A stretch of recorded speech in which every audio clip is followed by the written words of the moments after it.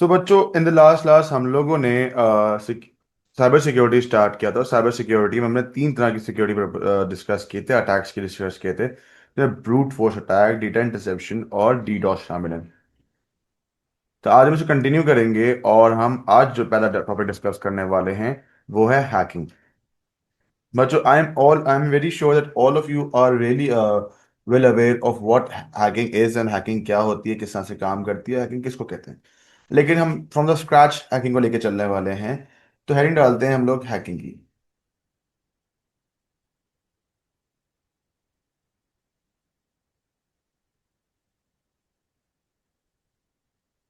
बच्चों, हैकिंग क्या होती है, किस तरह से काम करती है, समझते हैं ना। हैकिंग को हम बोलते हैं इलीगल एक्सेस। किसी भी सिस्टम को अगर मैं इलीगली एक्सेस कर लूं, अगर मैं उस पे विदाउट द यूजर्स कंसेंट आपके कंप्यूटर को मैं एक्सेस कर लूं, तो ये कहलाता है हैकिंग। ठीक है।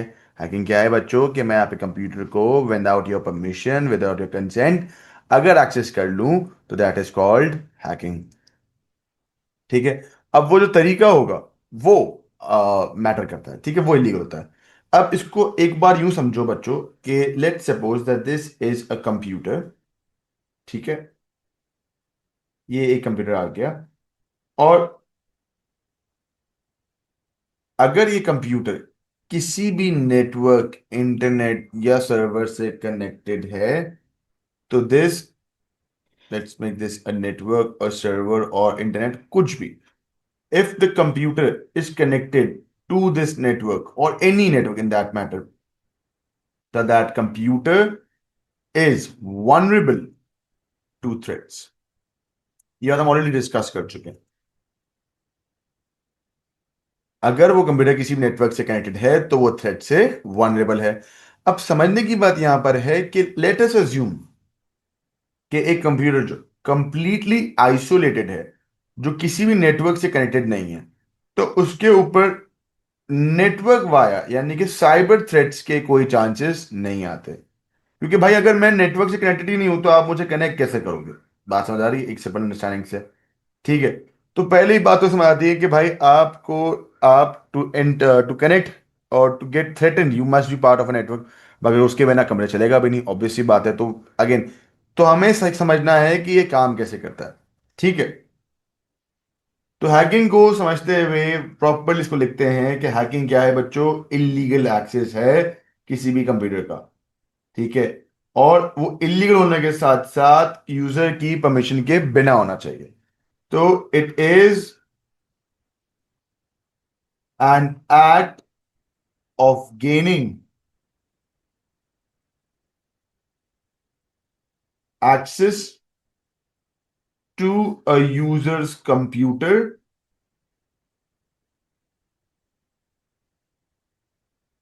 इलीगली। देखो, इलीगली बोलना जरूरी है कि इलीगल मैनर से ही हैकिंग की जाती है। अगर कोई हैकिंग जो है वो किसी लीगल मैनर से नहीं की जाती। तो it is an act of gaining access to a user's computer illegally without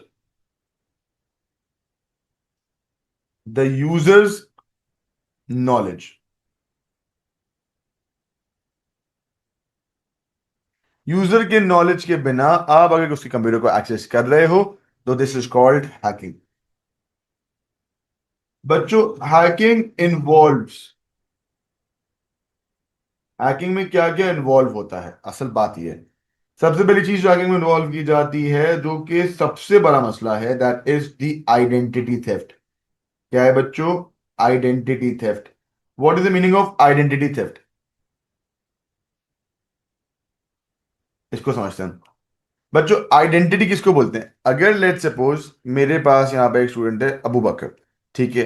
मैं अगर अबू बकर का जो है वो ईमेल हैक कर लूं, और लेट से मैं आमना को एक ईमेल सेंड कर दूं। मैंने अबू बकर के ईमेल को हैक किया and I am sending a message to Amna.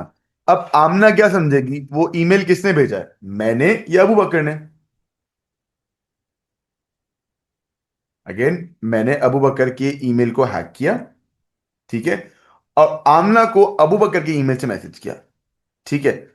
अब आमना क्या समझेगी, मैसेज मैंने किया है या अबू बकर ने किया? ऑब्वियसली अबू बकर ने किया, राइट। तो जूता किसको पड़ेगा? अबू बकर को पड़ेगा। गालियां कौन खाएगा? अबू बकर खाएगा। तो this is called identity theft. समझ आई बच्चों? इसके साथ साथ hacking involves stealing of personal information.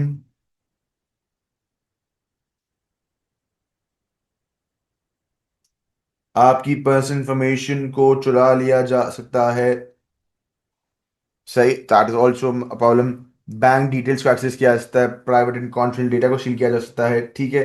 Data को date involves hacking involves corrupting and deleting of data, यानी कि जो हैकर है वो आपके डेटा को करप्ट और डिलीट भी कर सकता है। समझ आई बच्चों? तो हैकिंग में ये सब चीजें आती हैं।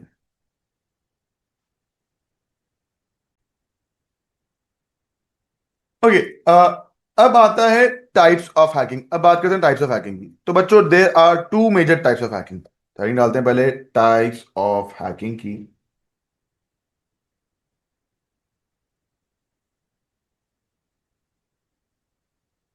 तो majorly there are two types of hacking. हम लोग सर हैक करने के भी टाइप्स हैं। अच्छा हैकिंग, बुरा है कि नहीं। इसमें यह है कि either it is ethical hacking और it may be unethical hacking.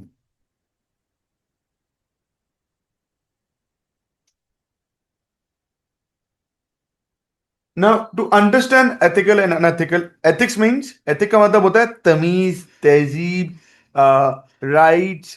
These are all ethics, right? Ethics मतलब किसी का ख्याल रखना, एथिकल काम करना ना। एथिकल हैकिंग एंड नॉन या अनएथिकल हैकिंग में क्या डिफरेंस है? Very simple understanding ethical hacking unethical hacking, उसका मतलब ये है कि what it's a very basic understanding कि what is the difference between a soldier and a terrorist. What is the basic difference between a soldier and a terrorist? A terrorist does violence to disrupt or to destruct, yeah, to attack, right? And a soldier does violence, unfortunately, to protect. Similarly, ethical hacking is done to avoid hacking, so that we can see what to prevent from hacking. Ethical hacking is done to prevent hackers to hack. And unethical hacking is done by actual hackers or those cyber terrorists to disrupt a user. Simple.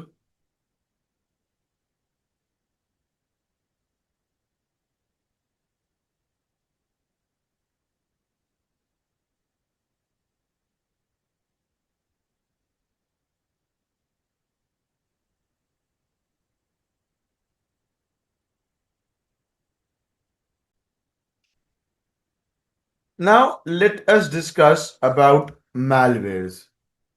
And डालते हैं हम लोग malware की। बच्चों malware क्या है? malware एक malicious code है। क्या है malware? It is a malicious code that corrupts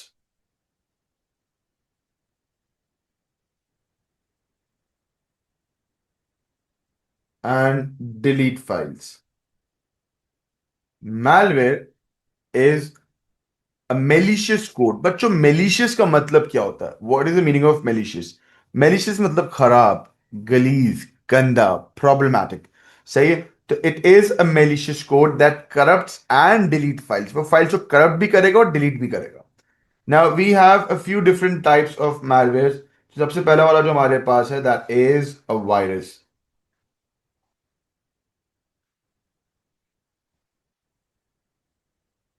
ठीक है बच्चों, what is a virus?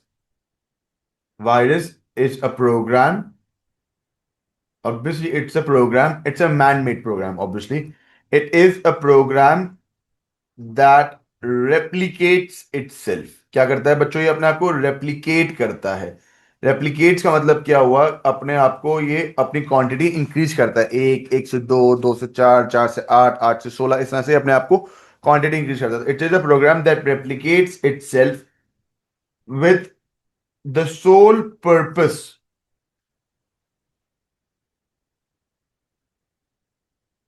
of corrupting and deleting files. It is a program that replicates itself. उसका पर्पस एक ही है कि वो फाइल्स को करप्ट करे या डिलीट करे। सही, इसको यूं समझो बच्चों कि let us assume that this is a glass. सही, ये हमने एक ग्लास बना दिया और इस ग्लास को रिप्रेजेंट करते हैं एज द कंप्यूटर मेमोरी। और ये जो ब्लू वाला हिस्सा जिसको मैं शेड कर रहा हूं, this is the data of the user.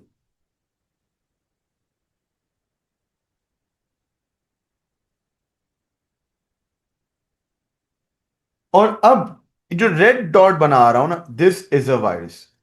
तो अब एक वायरस आया जो कि कंटेजियस है, जो कि मेलिशियस है। वो क्या करेगा? वो अपने आप को रेप्लिकेट करेगा, वो अपना साइज इंक्रीज करेगा एंड स्लोली वो कंप्यूटर की फाइल्स को, पहले कंप्यूटर की मेमोरी को कंज्यूम करेगा और फिर वो स्लोली कंप्यूटर के सारे डेटा को खा जाएगा।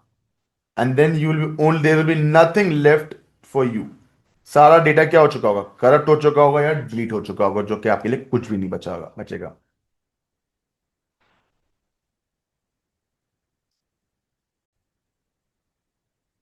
तो बात करते हैं वायरस की। तो a virus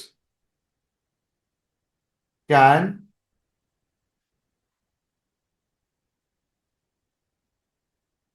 corrupt files, delete files,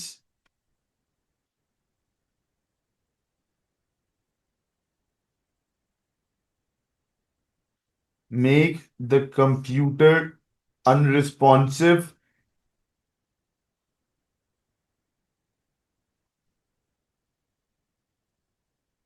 ठीक है।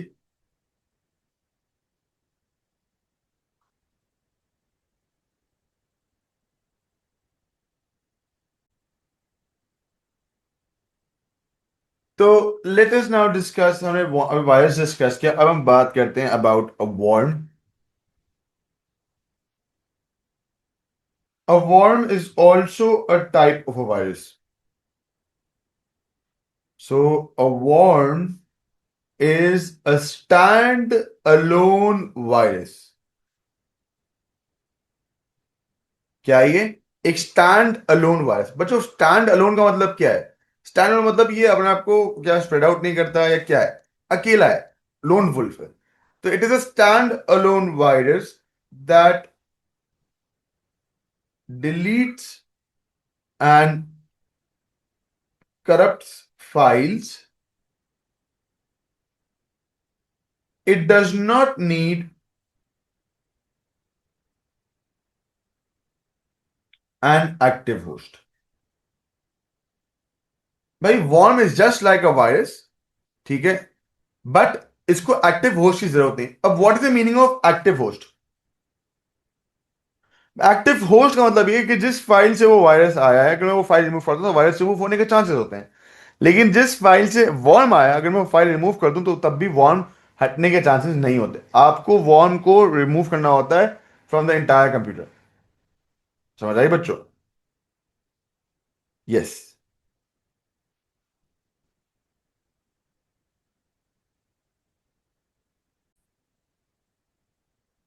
बच्चों, अब आते हैं हम तीसरे टाइप के, हम अब आते हैं तीसरे टाइप के मैलवेयर में, जो कि है हमारे पास एक ट्रोजन हॉर्स।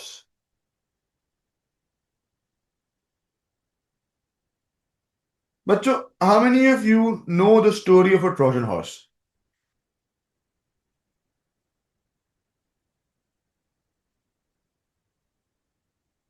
चलो, तो स्टोरी टाइम। तो बच्चों, एक सिंपल सी एग्जांपल लेते हैं, ठीक है।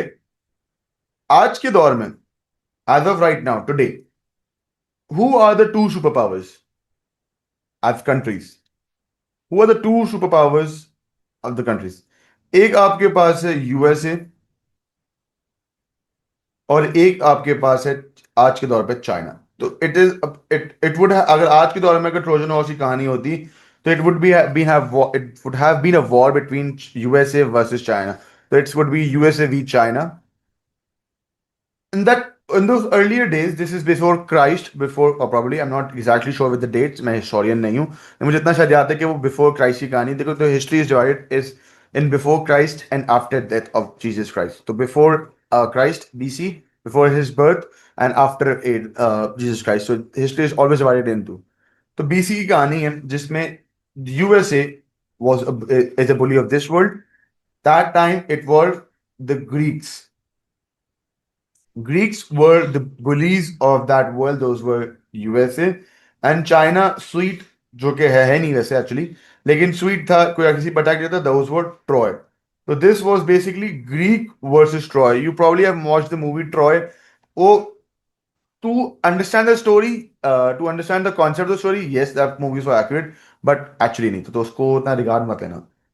अच्छी थी लेकिन मैं उसकी स्टोरी के हिसाब से बोल रहा हूँ। तो एक quick background check of the stories. Greeks never lost a battle.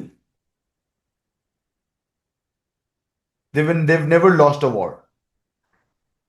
ठीक है। Troy was never conquered. No one could conquer Troy. पहले के जमाने में when there was a war, the war was to conquer a particular country. ऐसे नहीं कि जंग हुई, एक दूसरे को मारा छोड़ दिया, नहीं। जंग होने वाला ये था कि you win the war, you get ownership of that particular land, country or city.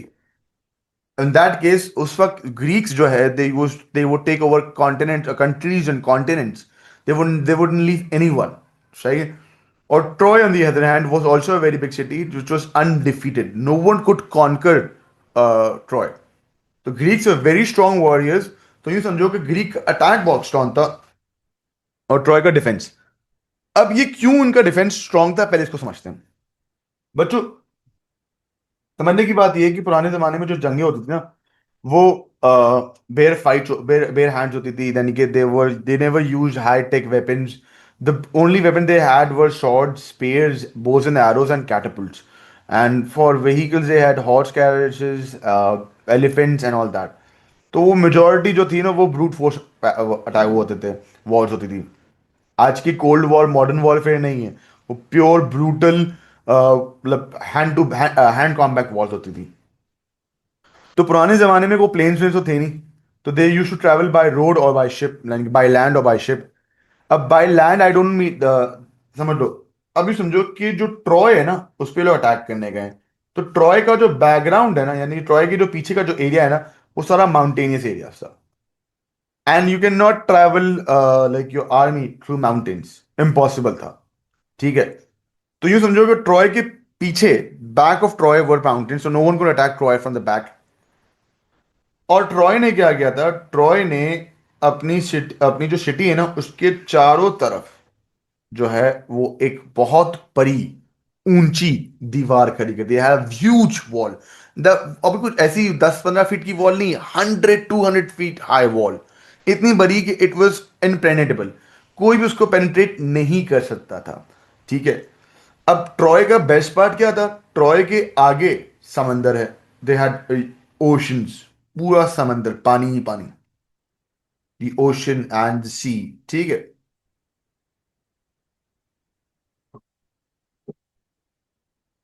Troy की सबसे अच्छी बात क्या थी कि Troy, the king of the Troy lived inside the case, inside the wall. ठीक है। तो the palace of the king and the royal palace was inside the wall. The people also lived inside the wall. So there was nothing outside the wall. Everything was inside a wall. Troy is a city. It was a city actually. It was खत्म हो गई। अब Troy का best part क्या था, Troy had all the things inside the wall, यानी कि they could grow their own crops, they had their own market, they even had a steady water supply। तो इनको पानी का टेंशन नहीं था।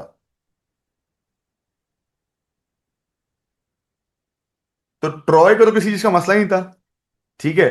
लोग भी अंदर ही, हर चीज अंदर है ना, बाहर तो जाना ही नहीं है ना।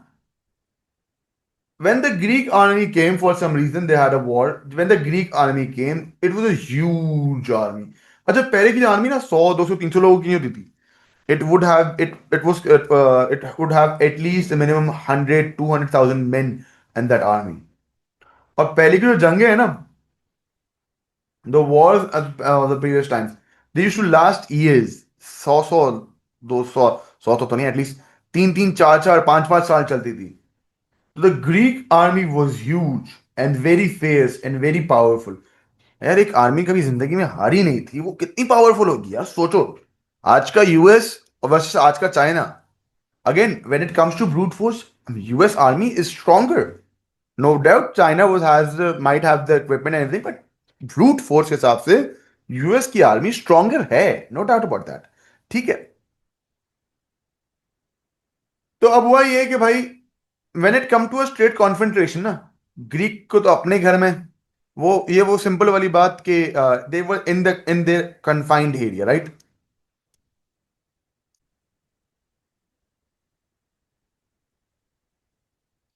तो ट्रॉय वाज नॉट अफ्रेड, क्योंकि ट्रॉय की वॉल्स को पेनिट्रेट करना वाज वेरी इंपॉसिबल। कोई भी attack, any attack by the Greek would be fatal for Greeks only. Greek कोई भी अटैक करता था, सबसे ज्यादा नुकसान उसी को होता था, उसके आदमी सबसे ज्यादा डैमेज होते थे। तो भाई जाहिर है यार, एक आप जंग लड़ रहे हो and it's nothing is happening, मतलब कोई नुकसान नहीं हो रहा ग्रीक ट्रॉय को इतना। अगर लेट्स सपोज ग्रीक अगर लड़ते थे, तो ट्रॉय का एक या दो आदमी मरते होंगे, तो ग्रीक के 200 300 आदमी मर जाते होंगे, क्योंकि दे वर इनसाइड अ कन्फाइंड सिटी। बात समझ आ रही है बच्चों? तो इन अ वॉर जिसमें ग्रीक को ज्यादा नुकसान हुआ था, ग्रीक ज्यादा प्रॉब्लमेटिक थी, तो अब क्या किया ग्रीक ने? ग्रीक व स्मार्ट, भाई जंग नहीं जीते थे, तो अगेन ग्रीक कोई वॉर हारे नहीं, ट्रॉय को कोई जीत हरा नहीं सका, तो क्या हो, कोई टाई हो गया? नहीं। पहले के जमाने में टाई नहीं होते थे, पहले के जमाने में लेट्स लाइफ एंड डेथ, आए हैं तो मर के जाएंगे, यानी कि या तो जीतेंगे या तो मरेंगे, there is no defeat, there is only death to them. तो ग्रीक ने क्या किया, थोड़ा सा दिमाग लगाया। ग्रीक ने क्या किया, अपनी आर्मी पीछे ले गए। तो they played, they fooled, they understood के ब्रूट फोर्स के हिसाब से they can not beat Troy. अगर ब्रूट फोर्स लगाएंगे तो वो ट्रॉय को हरा नहीं सकते, तो they played a trick. Everything is fair in love and war, ये यहां से बात आई। नाउ बिफोर टाइम, बिफोर नाउजुबिल्ला, पुराने जमाने में ना, there were lot of gods. The people believe that there was a God for everything. God of travel, god of war, god of food, god of love, god of X Y Z. सही है, हर चीज का अपना god होता था, and every god had a symbol. नाउजुबिल्ला। तो what Greeks did, they made a horse, a wooden horse, like a little घोड़ा। ठीक है, अ लिटिल हॉर्स, मतलब समझ लो कि एक रियल लाइफ, एक not real life but a wooden horse. अब ये जो हॉर्स था ना, ये बहुत मैसिव था, बहुत बड़ा था। तकरीबन 40 50 फीट हाई, 20 30 फीट लंबा, 10 फीट चौड़ा, तो अच्छा खासा बड़ा हॉर्स था। ठीक है। तो what did they do, they presented it to the people of, like they send it to Troy as के हम ये जंग हार गए, we have lost the war, and please accept this token of defeat from us and pray for us for safe travels. Troy खुश हो गया। Troy ने इस हॉर्स को ये अपने शहर में ले गया। ट्रॉय ये हॉर्स अपने शहर में ले गया। ठीक है। Yeah, it was a huge, I'm not, it was a toy horse type, like, but it was huge, like 40 feet high and around 20 feet long and 10 feet wide, इस तरह से बहुत बड़ा मैसिव हॉर्स था। लेकिन अंदर से हॉलो था, हॉलो समझ लो, खाली खोखला। सही है। और क्या क्या ग्रीक ने अपने 40 to 50 स्ट्रॉन्ग मैन, जो उनके फास्ट और स्ट्रॉन्ग मैन थे ना, उस हॉर्स में छुपा दिए। जो कि बाहर से नजर नहीं आते। अब आज मुझे बताओ कि आज अगर अल्लाह ना करे यूएस वर्सेस चाइना की जंग होती है and US accepts its defeat, तो चाइना क्या करेगा?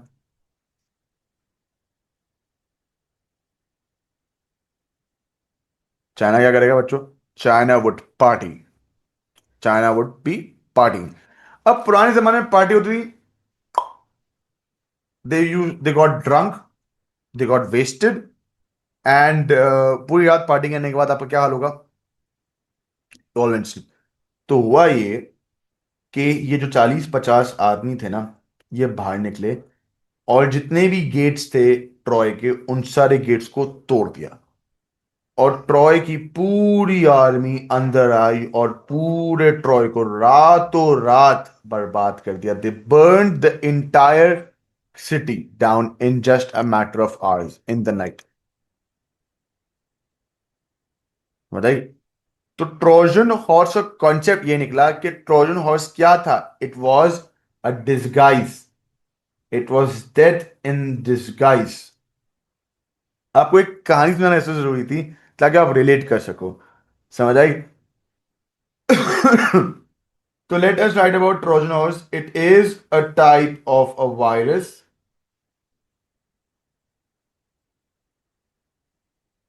that disguises itself as a legitimate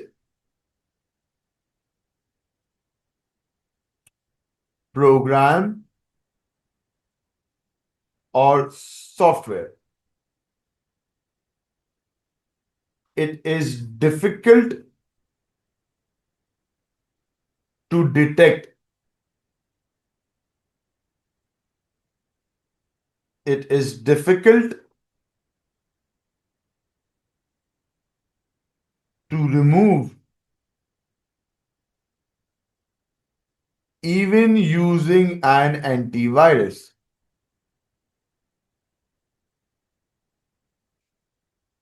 समझ आई बच्चों?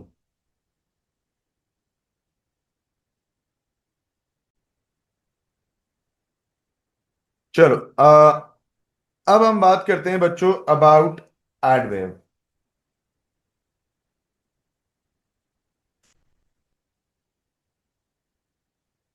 एडवेयर क्या करता है बच्चों? It is a type of malware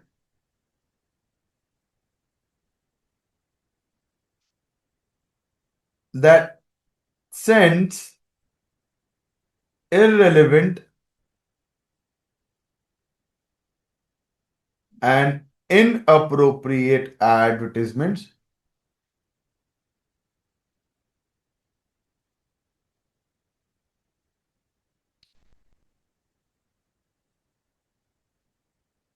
to the user.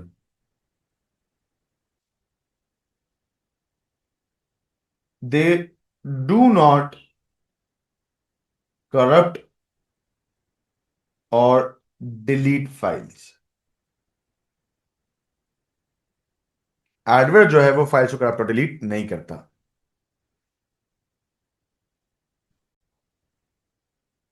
तो ये अगर ये फाइल्स को करप्ट और डिलीट नहीं करता तो ये क्या करता है? बच्चों सबसे इंपॉर्टेंट चीज ये करता है कि it identifies the weakness of the computer security. Computer की सिक्योरिटी के वीकनेसेस को आइडेंटिफाई करता है कि अगर आपके कंप्यूटर के अंदर एडवेयर आ सकता है तो बाकी सारे मैलवेयर भी आ सकते हैं। यू कैन बी, आपको वर्चुअली अटैक भी किया जा सकता है, आपको नुकसान भी पहुंचाया जा सकता है। समझ आई बच्चों? तो एडवेयर इस तरह से मोस्ट प्रॉब्लमेटिक है।